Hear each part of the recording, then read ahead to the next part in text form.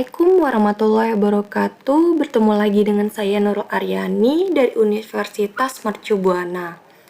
Di sini saya akan menjelaskan tentang teori produksi dan biaya produksi. Studi kasus produksi PT Garuda Indonesia di masa pandemi COVID-19 dengan dosen pengampunya Ibu Wita Khairunesia. Untuk itu, mari kita saksikan penjelasannya sebagai berikut.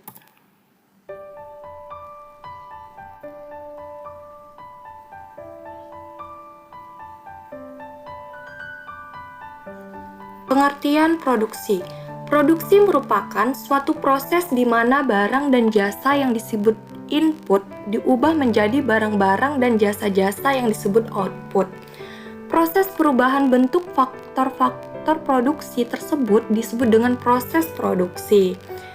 Pengertian secara teknis, produksi merupakan proses pendayagunaan sumber-sumber yang telah tersedia guna memperoleh hasil yang lebih dari segala pengorbanan yang telah diberikan.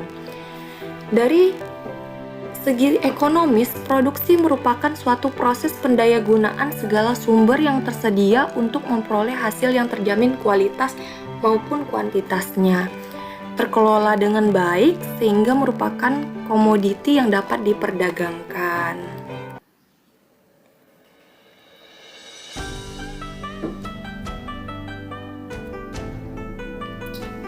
Teori produksi. Teori produksi menggambarkan hubungan antara tingkat produksi dengan faktor-faktor produksi yang digunakan untuk menghasilkan suatu barang. Lalu teori produksi dengan satu faktor berubah. Teori produksi sederhana menggambarkan hubungan antara tingkat produksi suatu barang dengan salah satu faktor produksi yang digunakan untuk menghasilkan produksi barang. Dalam analisis tersebut diasumsikan hanya satu faktor produksi yang berubah, misalnya tenaga kerja, sedangkan faktor-faktor produksi lainnya dianggap tetap jumlahnya.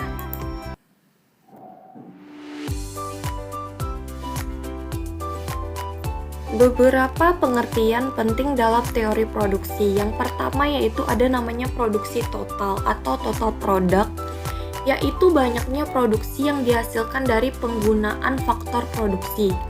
Yang kedua yaitu produksi marginal atau marginal product, yaitu tambahan produksi yang diakibatkan oleh pertambahan satu faktor produksi yang digunakan, misalnya tenaga kerja. Berikut rumusnya, MP sama dengan delta TP per delta L, yang dimana MP itu merupakan produksi marginal, delta TP merupakan pertambahan produksi total, dan delta L merupakan pertambahan tenaga kerja. Yang ketiga ada disebut juga dengan produksi rata-rata atau average product, yang merupakan produksi rata-rata yang dihasilkan oleh setiap jumlah suatu faktor produksi yang digunakan. Misalnya tenaga kerja, yang dimana rumusnya itu AP sama dengan TP dibagi L, yang dimana AP merupakan produksi rata-rata, TP sama dengan produksi total, dan L adalah jumlah tenaga kerja.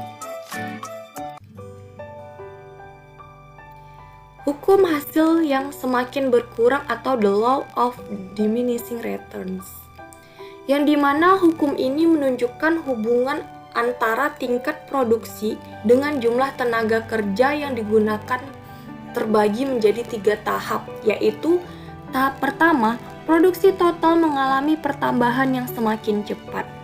Tahap kedua, produksi total pertambahannya semakin lambat. Tahap ketiga, produksi total semakin lama semakin berkurang. Hukum ini menyatakan bahwa apabila penambahan faktor produksi yang dapat diubah jumlahnya atau tenaga kerja tidak selalu memberikan peningkatan hasil yang sebanding, pada titik tertentu penambahan hasil akan semakin berkurang bahkan mencapai negatif meskipun faktor produksi terus ditambah.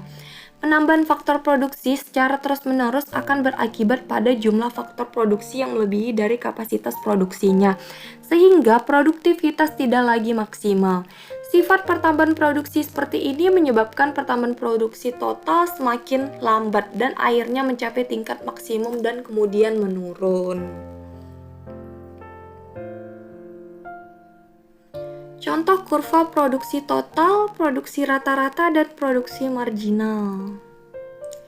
Nah, di sini kita bisa lihat kurvanya. Tahap produksi perusahaan dapat dilihat berdasarkan beberapa kondisi. Kita lihat di sini ya. Di sini ada kurva AP, TP, dan MP. Yang dimana di sini ada golongan 1, 2, dan 3. Pada tahap pertama dimulai dari permulaan TP, MP, dan AP sampai pada saat kondisi AP maksimum. Nih, ini golongan pertama, itu tahap pertama. Yang selanjutnya itu tahap kedua, antara AP maksimum, nih, AP maksimum,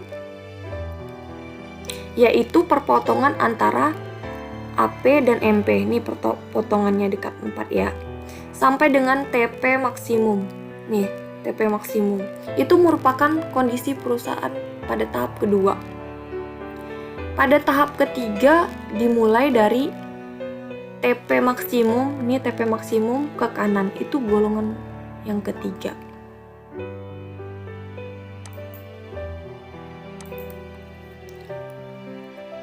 Biaya produksi. Biaya produksi adalah semua pengeluaran yang dilakukan oleh perusahaan untuk memperoleh faktor-faktor produksi yang akan digunakan untuk menciptakan produk perusahaan tersebut. Pada analisis teori biaya produksi, jangka waktu analisis dibagi menjadi 2, yaitu jangka pendek dan jangka panjang, yang dimana jangka pendek adalah jangka waktu di mana perusahaan dapat menambah salah satu input yang digunakan dalam proses produksi. Yang kedua yaitu jangka panjang, adalah jangka waktu di mana semua faktor produksi dapat mengalami perubahan atau dapat mengalami penambahan. Berikut rumusnya. Jangka pendek sama dengan TC sama dengan TFC plus TVC, yang dimana TC merupakan total cost, TFC merupakan total fixed cost, dan TVC merupakan total variable cost. Untuk rumus jangka panjang sendiri sama dengan, yaitu TC sama dengan TVC. Biaya produksi dalam jangka pendek, yaitu ada beberapa. Yang pertama yaitu biaya total atau total cost, lalu biaya tetap total atau total fixed cost, lalu biaya berubah total atau total variable cost. Yang keempat ada biaya rata-rata atau average cost. Yang kelima ada biaya tetap rata-rata atau average fixed cost. Lalu biaya berubah rata-rata atau average variable cost. Yang terakhir yaitu biaya marginal atau marginal cost. Untuk itu mari kita pahami arti-arti dari biaya produksi berikut. Yang pertama, biaya total atau total cost. Biaya total merupakan total keseluruhan biaya yang dikeluarkan dalam produksi. Dalam jangka pendek, biaya total dapat diperoleh dari penjumlahan biaya tetap total atau total fixed cost dan biaya berubah total atau total variable cost. Yang dimana rumusnya itu TC sama dengan TFC plus TVC, yang dimana TC ini adalah total cost dan TFC ini adalah total fixed cost dan TVC ini adalah total variable cost. Yang kedua, biaya tetap total atau total fixed cost, yang dimana biaya tetap total adalah total keseluruhan biaya yang dikeluarkan untuk memperoleh input yang tidak dapat diubah jumlahnya. Contohnya yaitu biaya untuk membeli mesin dan membangun pabrik yang tidak akan berubah dalam jangka pendek. Yang ketiga yaitu biaya berubah total atau total variable cost, yang dimana biaya berubah total ini merupakan total keseluruhan biaya yang dikeluarkan untuk memperoleh faktor produksi yang dapat diubah jumlahnya. Contohnya seperti biaya tenaga kerja. Tenaga kerja itu diasumsikan berubah dalam jangka pendek karena menyesuaikan jumlah produksi yang dihasilkan perusahaan. Yang keempat yaitu biaya rata-rata atau average cost, yang dimana biaya rata-rata diperoleh dari biaya total untuk memproduksi sejumlah barang tertentu dibagi dengan jumlah produksi tersebut. yang rumusnya AC sama dengan TC dibagi Q nih. Bisa kita lihat AC itu biaya rata-rata, TC itu biaya total, dan Q adalah jumlah produksi. Selanjutnya yaitu ada namanya biaya tetap rata-rata atau average fixed cost. Yang dimana biaya tetap rata-rata didapatkan dari biaya tetap total, ini biaya tetap untuk memproduksi sejumlah barang tertentu dibagi dengan jumlah produksi tersebut. Ini rumusnya. AFC sama dengan TFC dibagi Q, di mana AFC itu biaya tetap rata-rata dan TFC itu biaya tetap total, Q sama dengan jumlah produksi. Selanjutnya, biaya berubah rata-rata atau average variable cost. Biaya berubah rata-rata didapatkan dari biaya berubah total untuk memproduksi sejumlah barang tertentu dibagi dengan jumlah produksi tersebut. Yang dimana rumusnya itu AVC sama dengan TVC dibagi Q. AVC merupakan biaya berubah rata-rata, TVC merupakan biaya berubah total, dan Q merupakan jumlah produksi. Selanjutnya yang terakhir yaitu biaya marginal atau marginal cost. Biaya marginal adalah kenaikan biaya produksi untuk menambah produksi sebanyak 1 unit. Biaya marginal dapat diperoleh dari selisih biaya total dibagi dengan selisih jumlah produksi. Yang dimana MC sama dengan delta TC dibagi delta Q.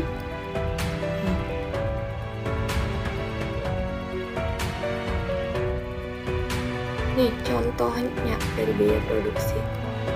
EFC, TVC, TC, AFC, AVC, dan ATC, dan MC. Ikut contoh tabelnya ini.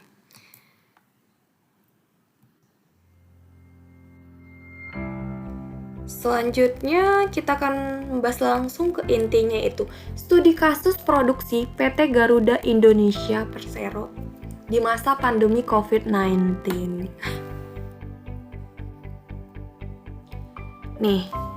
Di sini kita akan mengambil studi kasusnya, di mana pada saat pandemi COVID-19 ini PT Garuda Indonesia memangkas gaji 7.184 karyawannya. Berita ini pada tanggal 16 Juni 2020.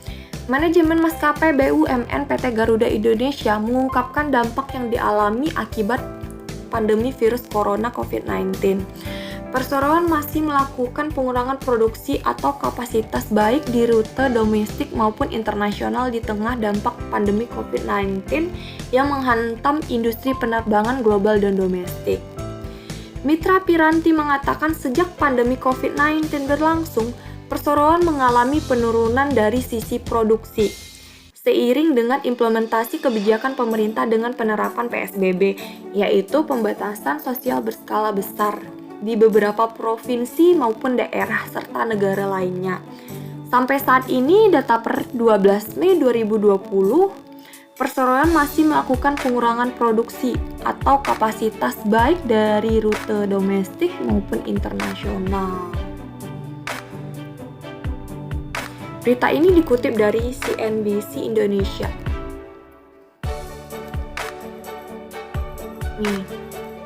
Selanjutnya, Garuda Indonesia mempunyai 2 kategori biaya yang sangat berpengaruh terhadap pengeluaran kas, yaitu biaya tetap yang meliputi biaya sewa pesawat, biaya pegawai, administrasi kantor pusat dan kantor cabang, dan biaya variabel penerbangan yang meliputi biaya bahan bakar, biaya kestasionan, biaya catering, biaya navigasi, dan biaya tunjangan terbang bagi awak pesawat. Agar Garuda Indonesia tetap beroperasi, maka pihaknya melakukan beberapa strategi, yaitu melakukan negosiasi dengan lessor untuk penundaan pembayaran sewa pesawat dan memperpanjang masa sewa pesawat untuk mengurangi biaya sewa per bulan, dikutip dari CNBC Indonesia.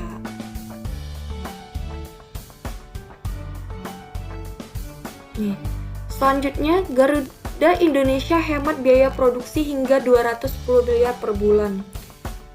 Akibat dari tadi yang menghemat biaya produksi ya, maka Garuda Indonesia itu menghemat biaya produksinya sebesar 210 miliar per bulan.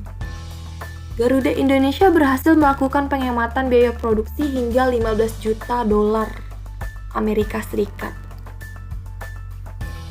Penghematan itu berasal dari negosiasi biaya pesawat atau biaya sewa pesawat, negosiasi dengan pihak ketiga, serta berbagai optimalisasi biaya penunjang lainnya.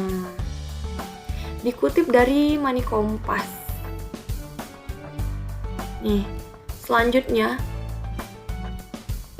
Garuda Indonesia semasa COVID-19 ini memangkas utang jadi 1-1, miliar US dollar. Dengan memainkan skema ini, yaitu restrukturisasi menjadi pintu masuk penyelamatan Garuda Indonesia. Itu dilakukan melalui proses legal internasional dan moratorium dalam waktu dekat. Masalah Garuda Indonesia masa lalu terkait sewa melebihi biaya atau kos produksi wajar dan jenis pesawatnya terlalu banyak. Sebagai contoh, Garuda memiliki pesawat jenis Boeing 737, Boeing 777, Airbus A330 sampai Bombardier sehingga efisiensi menjadi bermasalah. Nih, Garuda Indonesia kemudian melayani rute-rute tidak menguntungkan. Sebenarnya pada 2019 untuk rute domestik meraih keuntungan, namun untuk rute penerbangan luar negeri merugi. Tentu ini penyakit lama Garuda Indonesia ya. Setelah COVID-19 muncul permasalahan baru, utang awalnya di kisaran 20 triliun rupiah menjadi 70 triliun rupiah. Kondisi itu membuat posisi Garuda secara neraca dalam posisi unsolved, karena utang dan ekuitas sudah tidak memadai untuk mendukung neraca. Untuk itu, apabila melakukan restrukturisasi bersifat fundamental, utang 4,9 miliar US dollar atau setara 70 triliun harus menurun ke kisaran 1-1,5 miliar US dollar, ucap Kartika. Dari sini kita bisa lihat berdasarkan studi kasusnya ya. Pada masa pandemi COVID-19 ini Garuda Indonesia mengalami permasalahan. Apalagi kan penumpang banyak yang tidak jadi terbang melalui pesawat, otomatis kan banyak yang di-refund ya. Itu merupakan salah satu kendala Garuda Indonesia juga. Belum lagi untuk membayar gaji karyawan, itu merupakan salah satu faktor juga yang menjadikan Garuda Indonesia itu kesulitan dalam finansial juga. Seperti itu, makanya dari itu dia mengurangi biaya produksinya, seperti melakukan negosiasi kepada pihak penyewa seperti itu. Terus dia melakukan pengurangan biaya produksi seperti melakukan perumahan terhadap sejumlah karyawannya. Seperti itu. Nah, demikian yang dapat saya sampaikan. Apabila ada salah kata mohon dimaafkan. Terima kasih.